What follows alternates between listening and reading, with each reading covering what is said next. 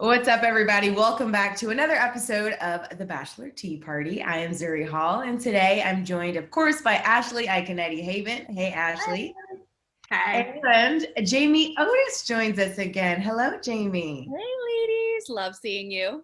Yes, always. Now, before we get into all of the drama that unfolded last night, let's go ahead and talk about Katie's one-on-one date with Michael. He said the most adorable thing, that while the show might end in engagement, life begins at an engagement, which Katie and Bachelor Nation, of course, loved.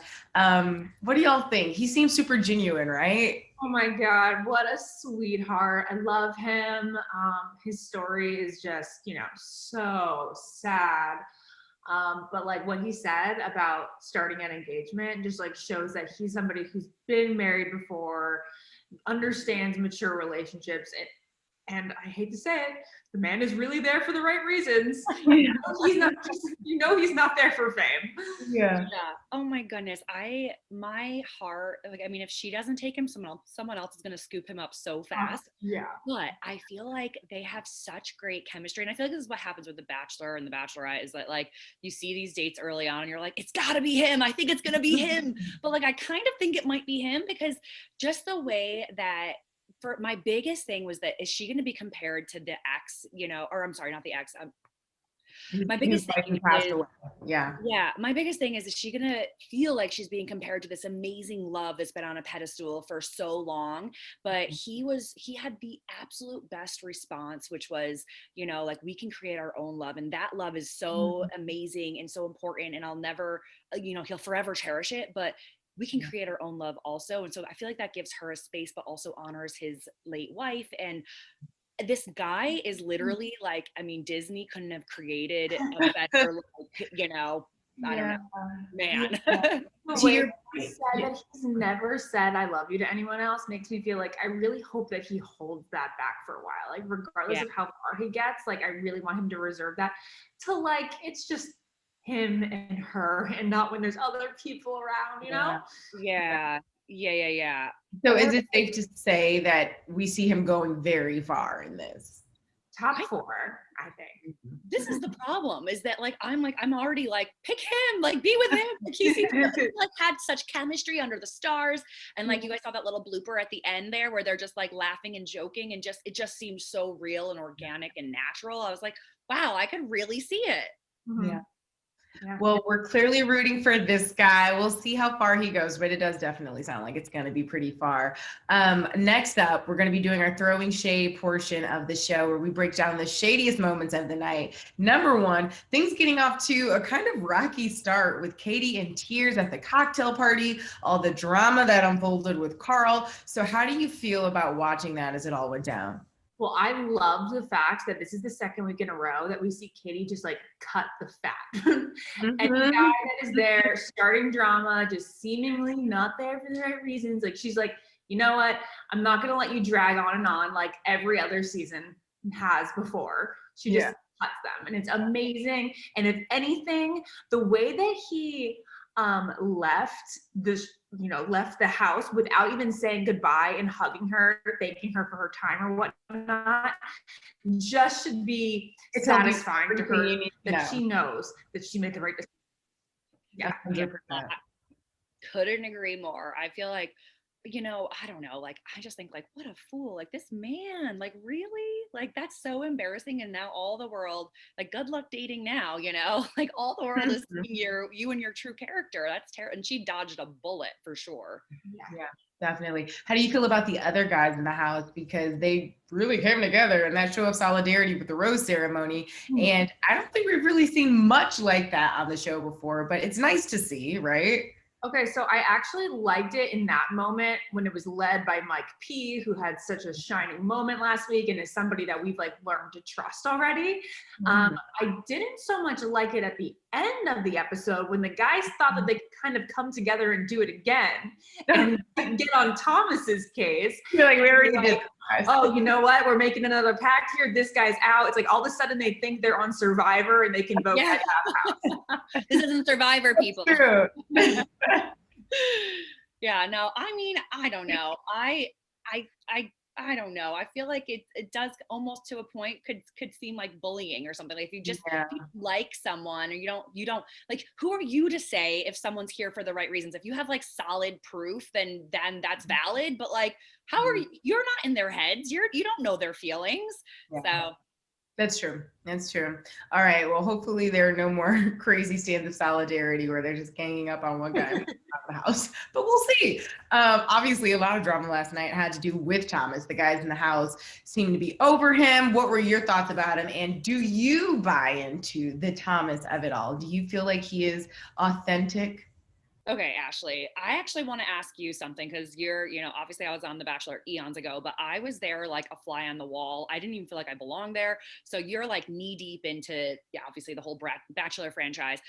I feel like a lot of people, it's far more than just Thomas who thinks, maybe I'll be the next Bachelor, when you go on. I mean, of course, like, and correct me if I'm wrong, Ashley, but like, I feel like, of course you're like, well, that'd be awesome if I get the relationship. That's, I feel like that's like number one.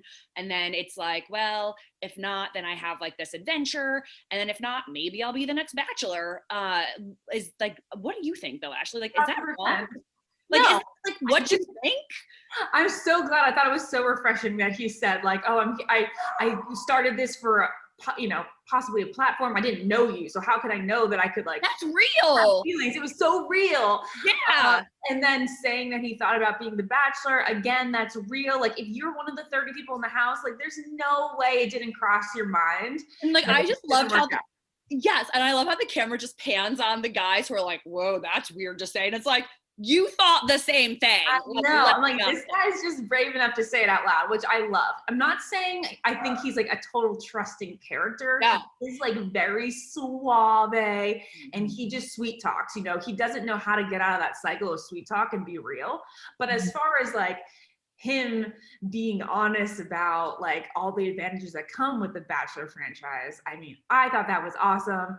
And I think it's going to be super annoying if that's like a downfall of his.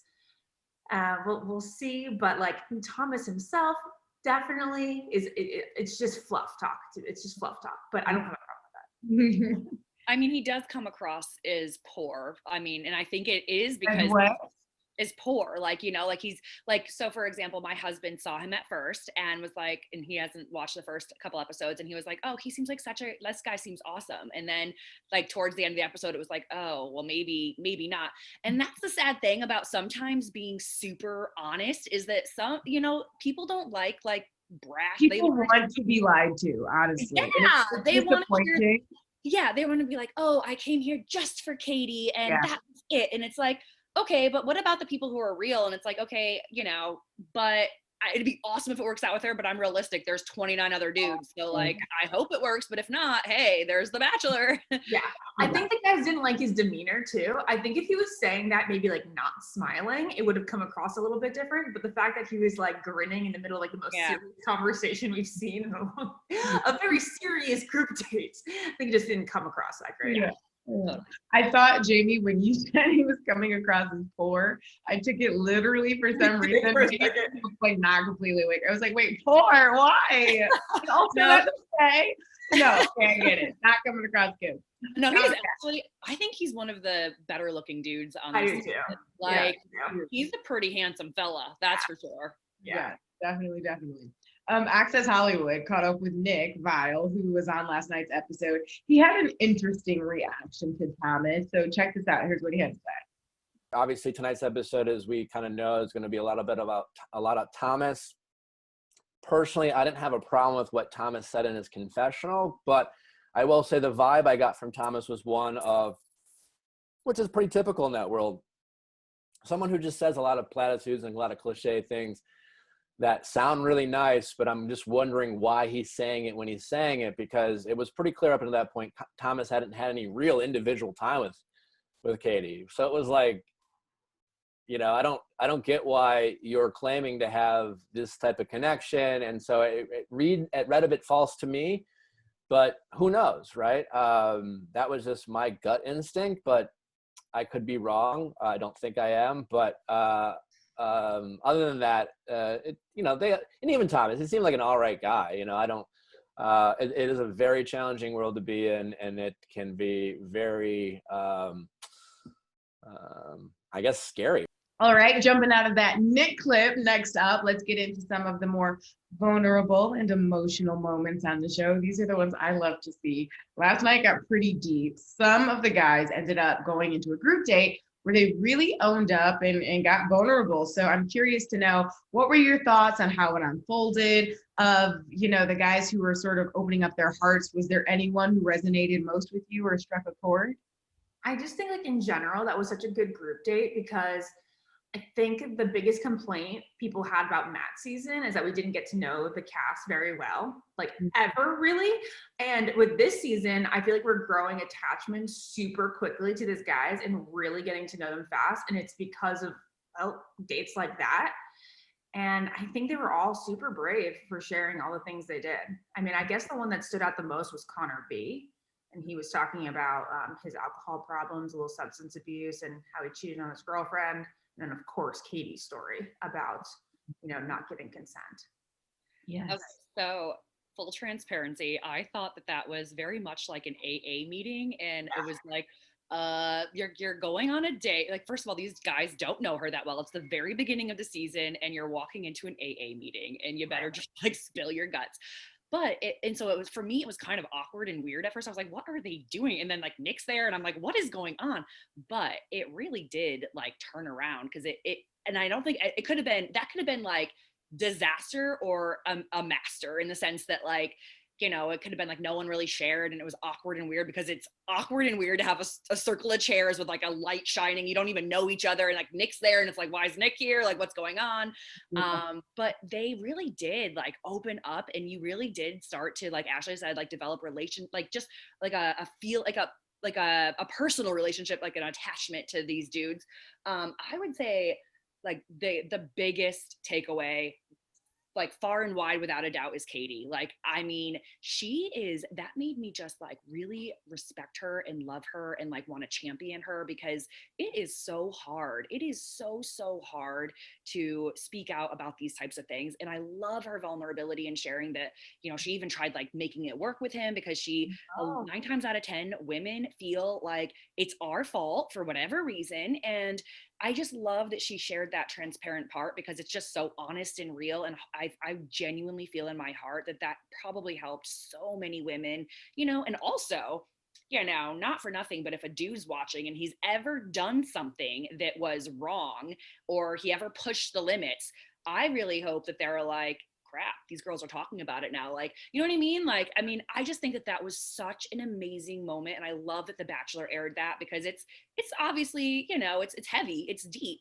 but it's so necessary. So, I mean, I just fell in love with this girl, like right then and there, just for being I think it was really brave. It was really brave that she did it. And I appreciate, as difficult as these sorts of conversations are, that she can go there, that these are the sorts of conversations that are being televised, because The Bachelor is such an important platform. The Bachelorette is such an important platform. And you can reach so many people who otherwise might not talk about this stuff or might not feel comfortable going there, but it kind of gently forces you to go there. And I love your point, Jamie, not just about the women watching and feeling, you know, seen and understood with their own trauma, but also the men watching who might be inflicting more pain and trauma than they realize. So it's special to see moments like that on the show. And I think she was really brave to open up like that. Yeah, I love that girl now, just because, you know, she just, and not for nothing, but when you say, Ashley, when you were like talking about cutting the fat and getting right to it, like she is cutting the fat and getting right to it. Like she's not holding anything back. It's really interesting. She knows what she wants. Well, in the end, she wanted to give the group date rose to Connor. So it seems like this is a pretty solid connection, right? Obviously, he opened up a lot, particularly as Ashley mentioned about the substance abuse, cheating on his ex-girlfriend. Do you think that was the right call, him getting that group date rose? Yeah. I feel like if he didn't, then it would be like, well, aren't you asking for vulnerability and transparency? And now you're, not that she like wouldn't, I feel like if she didn't, then it would have probably went to Thomas. I was thinking it was going to go to Thomas too for a second, especially after like their second little one-on-one hang. But I mean, Connor B has been like a standout for the past couple of weeks and has never gotten like a date rose or like an early rose yet. So I think it was about time. You know, correct. I don't know. I'm gonna say it now. I don't think that she's into him. I think he's a You don't great think she's guy. into him anymore? Into Connor B. Thomas. No, I think she is into Thomas, which I I was like, what? hope doesn't bite her in the butt because, you know, because there is this speculation that maybe he's not there for the right reasons. I think she's really into him, especially because he went back and was like, you make me feel special and I want to make you feel special. And, you know, he said all the right things, but I don't think that she's into Connor B. I think she liked him more in the cat suit. Yeah. I really do think she did. Yeah. And I feel like There's a cat suit. Oh my god. yeah, I don't think she's into him. I think she likes him like as a person and whatnot, but I don't see like romance flying between them two. Okay. I can see that. Yeah. Early front runner, but might be slipping. Yeah. Okay. Well, I'm gonna go sit with the fact that someone could fall in love more with the cat suit than the human inside of it. Yeah. But in the meantime, that wraps us up for this episode of the Bachelor Tea Party. Ashley, Jamie, thank you both so much, and we'll see all of y'all at home next week. See you guys. Bye guys.